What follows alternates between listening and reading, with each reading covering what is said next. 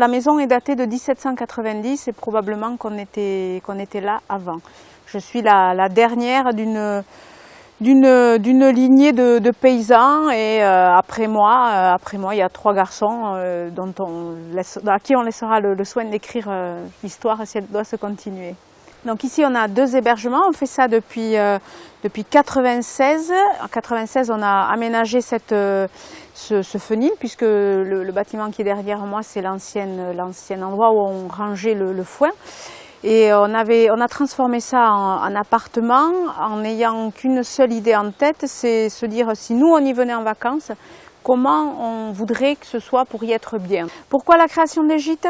Les gîtes, c'était pour la vraie raison, c'est pour avoir une vitrine pour notre activité viticole et faire venir des gens à nous, puisqu'on est perdu au bout du monde. C'est notre premier lien avec l'extérieur.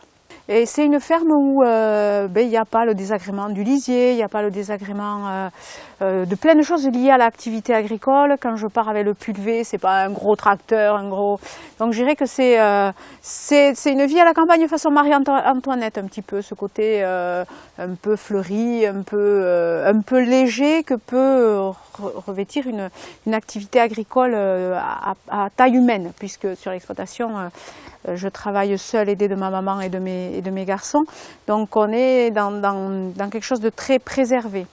Même si on est à 10 km de Pau, on est d'un point de vue du relief, on est perdu au bout du monde.